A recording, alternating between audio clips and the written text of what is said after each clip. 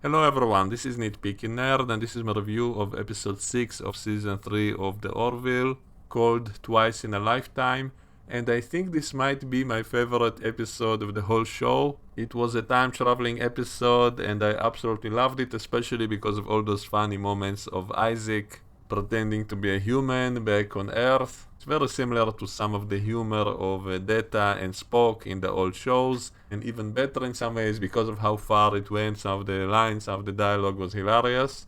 And the story itself was pretty good, and it had a moral dilemma at the center of it. I did have a few issues with the very ending of it, some things that I would have done differently, but overall, a near perfect episode, and it was so much better than the recent season of Star Trek Picard, which was embarrassingly bad because they totally missed the mark in so many ways. I'm not even talking about how lazy that show was, but all kinds of common sense issues were not even raised. No one even mentioned how they should be more careful about changing the past. I guess it was mentioned in the beginning of that season, but then totally forgotten about, and then they just did whatever they wanted, and no one even thought of the consequences, and there was no moral dilemma. So this episode was kind of similar to the entirety of season 2 of Picard, but done so much better, so much more entertaining first of all, so much more funny, and I love how the characters have to think with their brain and not their emotions, because they are supposed to be professionals and have to obey their duty, their laws, and all of that.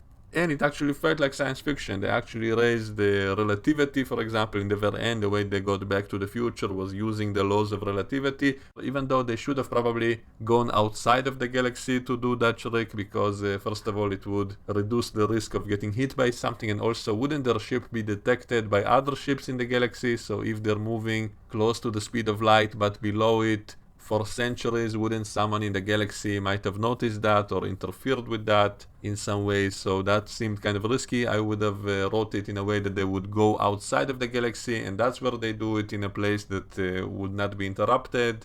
But I did love the basic idea of using relativity to go back into the future by shutting off the normal shields which prevent the effects of relativity, and so that was brilliant. That's something I wish would have been done in Star Trek.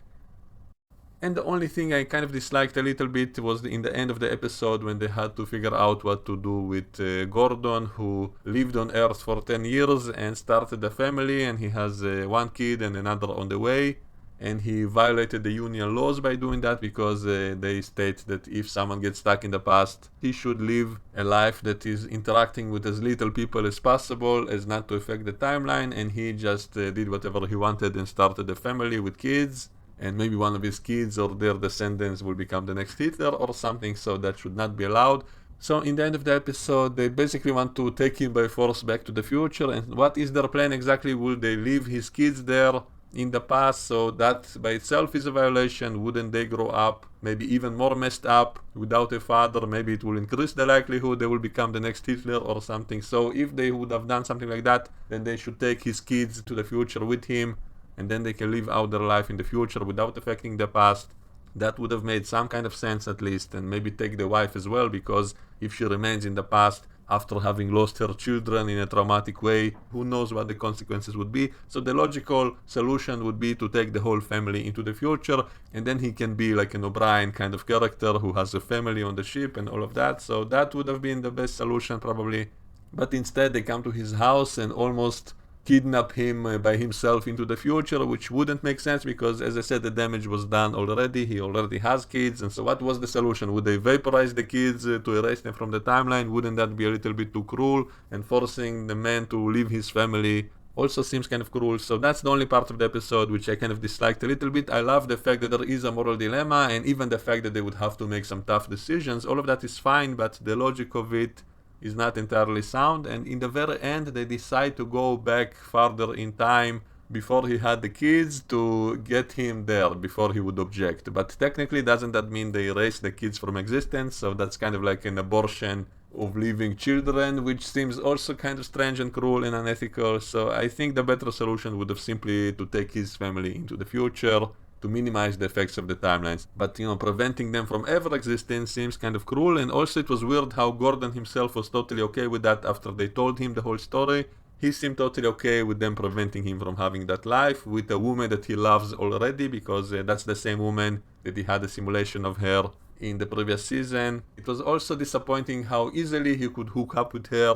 No problems, which also we never got to see, we only heard about it, but I think it could have been more interesting if you went back into the past and found her there, and then she was completely different from the simulation of her, which the simulator of the Orville got from the cell phone recordings of her, which he put into the computer. So it would have been funnier if they did what TNG did when Jordi made that simulation of a woman based on her public appearances or whatever, and then when he met the real one, she was a total bitch, unlike her simulation. So it would have been funny if we saw something like that, and then have him hook up with a completely different woman. That probably would have been more logical than him just being able to get the woman of his dreams so easily, without even telling her anything about himself that he's from the future.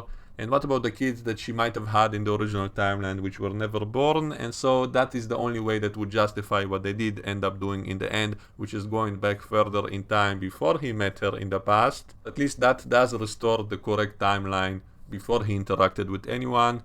But it was still weird how okay he was with all of that. He didn't seem bothered by the fact that he was robbed of having a family, which technically already existed at some point. And who knows, with the quantum stuff of this device, maybe there is still a universe in which he's still in the past, living with that woman in a different timeline. They did kind of imply that the device might be creating alternate universes. So maybe that other Gordon is still alive somehow in the other timeline. And this can be a way to say they didn't technically kill those kids from existing.